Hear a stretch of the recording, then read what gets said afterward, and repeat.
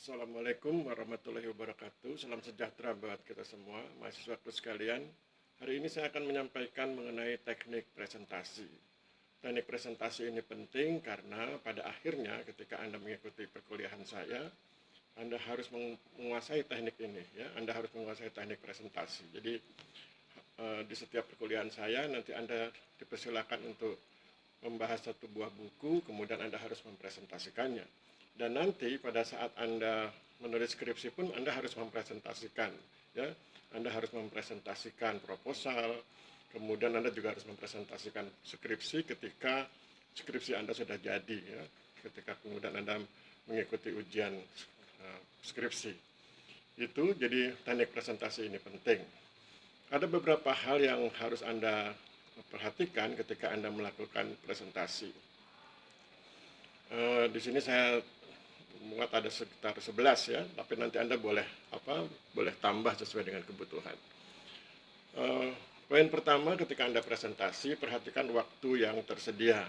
Ya, misalnya panitia menyediakan waktu 10 menit atau dosen mempersilakan waktu Anda presentasi 10 menit atau 20 menit atau dan seterusnya, maka perhatikan waktu yang tersedia. Jangan sampai kemudian waktu yang disediakan 10 menit tapi kemudian Anda menggunakannya 15 menit ya. Itu nanti akan mengurangi simpati terhadap Anda. Ketika Anda menggunakan waktu atau Anda memperhatikan waktu, maka kemudian perhatikan materinya. Jika materi Anda cukup panjang, maka perlu dipadatkan agar cukup dengan waktu yang tersedia. Ya, jadi apapun yang terjadi, Anda harus mengikuti waktu yang disediakan oleh panitia atau waktu yang disediakan oleh dosen ya, atau waktu yang disediakan ketika Anda diuji skripsinya.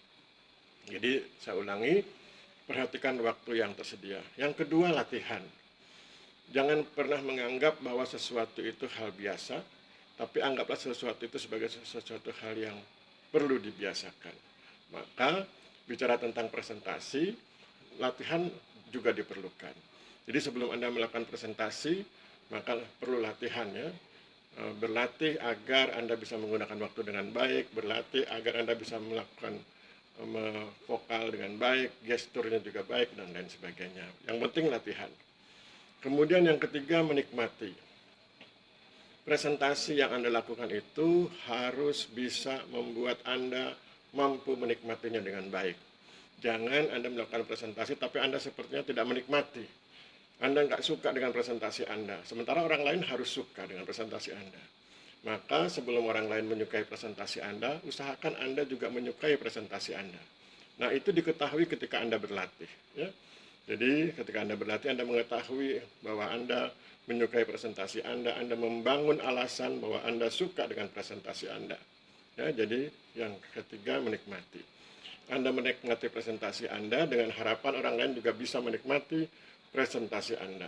Orang bilang having fun ya. Fun, bahagia, happy dengan presentasi Anda.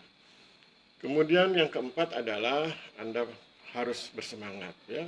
Letakkan passion Anda di presentasi Anda. Semangat sehingga kemudian orang yang mendengar juga semangat. Ya, jangan kemudian Anda mempresentasikan sesuatu dengan loyo begitu sehingga semua orang bagaimana mungkin bisa setuju dengan yang Anda presentasikan kalau kemudian Anda tidak bersemangat. Kemudian yang kelima adalah Anda harus mempresentasikan materi Anda secara sistematis. Ya. Mana yang harus duluan, mana yang belakangan, mana yang pertengahan. Dibuat secara sistematis, logis, dan rasional. Kemudian yang poin berikut, poin ke-6 adalah usahakan presentasi Anda itu pada bagian-bagian pentingnya dibuat semacam pointer begitu. Tetapi kemudian perhatikan agar pointernya itu, poinnya itu tidak lebih dari 3. Ya, jadi kenapa harus 3? Kenapa tidak 5 atau 7? Kalau 5 atau 7 itu akan sulit untuk menghafal, mengingatnya. Jadi audiens itu akan sulit mengingat hal yang terlalu panjang, maka kemudian buat pointernya cukup 3 saja. Ya. 3 poin saja agar mudah diingat oleh audiens. Ya. Dan itu juga akan memudahkan Anda untuk mengingat. Contoh, ketika Anda bicara tentang pemetaan partisipatif misalnya, maka Anda buat pemetaan partisipatif itu terdiri dari 3 langkah, A, B, C, begitu. Atau ketika Anda bicara tentang pengadaan tanah, maka buat dalam 3 poin, A, B, C, dan seterusnya. Ya. Jadi 3 poin saja agar mudah diingat. Kemudian yang ketujuh, slide-nya itu dibuat sederhana. Jangan rumit ya. Anda kan pernah lihat ada slide yang semuanya ada di dalam slide itu. Satu slide itu bisa menghadirkan sekian banyak cerita dan itu sangat padat sehingga rumit slide-nya. Slide-nya dibuat sederhana saja. Ya, misalnya Anda sedang bicara tentang pengadaan tanah, maka tulis slide-nya itu pengadaan tanah. Baru kemudian Anda bercerita banyak hal tentang pengadaan tanah itu ya. Jadi slide-nya sederhana supaya kemudian orang lebih mudah mengingat slide Anda dan orang nanti fokusnya pada gestur, pada gerak Anda, pada ekspresi Anda ketika menjelaskan. Kemudian buat surprise. Yang kedelapan buat surprise. Apa itu surprise? Buat orang itu selalu mendapatkan hal-hal yang baru pada setiap presentasi Anda. Ya, jangan pernah orang bilang sudah tahu ya. Tapi Anda harus buat bahwa ini presentasi Anda dan Anda memiliki hal yang baru sehingga kemudian orang bilang surprise gitu ya. Orang menjadi terkejut begitu tapi terkejut bahagia ya karena surprise. Kemudian yang ke-9 adalah perhatikan data Anda. Data Anda itu harus valid. Valid itu artinya objektif ya. Valid itu begitu. Objektif itu artinya bisa artinya jujur ya. Misalnya Anda menggunakan wawancaranya itu objektif dalam pengertian Anda mendapatkan kalimat, kata-kata dari narasumber atau dari informan persis sebagaimana yang dia sampaikan ya. Itu. Kemudian yang ke-10 selalu ada cerita. Setiap poin yang Anda sampaikan, setiap slide yang Anda sampaikan meskipun dengan slide yang sederhana, dengan kata-kata yang sederhana, tapi selalu ada cerita. Cerita yang membuat orang menjadi tergugah, cerita yang membuat orang menjadi tertarik, cerita yang membuat orang termotivasi, cerita yang membuat orang terinspirasi dengan slide Anda, terinspirasi dengan presentasi Anda. Kemudian yang ke-11 berkaitan dengan yang poin 10, kalau di poin 10 selalu ada cerita, di poin 11 ada kata-kata yang powerful. Pilih kata-kata, pilih diksi, pilih istilah yang membuat orang teringat, yang membuat orang merasa yes begitu, dia setuju begitu dengan kata itu, dan kemudian orang menjadi mengerti atau kata itu menjadi unik bagi audiens yang sedang Anda ajak membahas, audiens yang sedang Anda ajak berdiskusi begitu, sehingga kemudian orang itu selalu teringat ya. Gunakan istilah-istilah atau kata-kata yang powerful ya, yang membuat orang kalau dengan bahasa yang sederhana orang bilang terkesima begitu ya.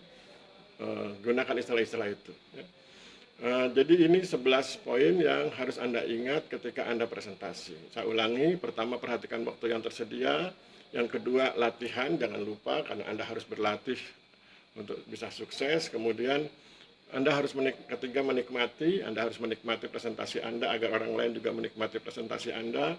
Keempat, Anda harus bersemangat agar orang lain tertular atau beresonansi dengan semangat Anda itu. Kemudian yang kelima, presentasi Anda harus sistematis, logis, dan rasional.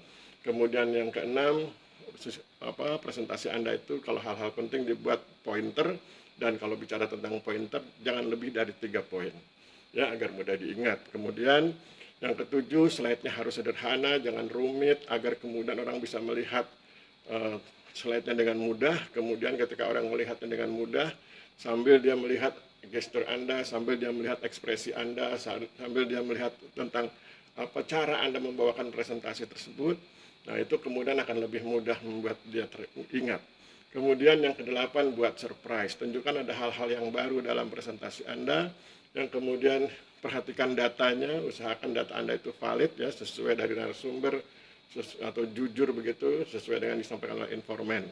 Kemudian yang ke-10, selalu ada cerita di setiap slide, ada cerita yang bisa Anda sampaikan, yang cerita itu bisa menggugah orang, menginspirasi orang, membuat orang tertarik dengan presentasi Anda. Dan yang ke-11, gunakan istilah atau kata-kata yang powerful, ya, yang bisa menggugah, bisa menyemangati, bisa menginspirasi.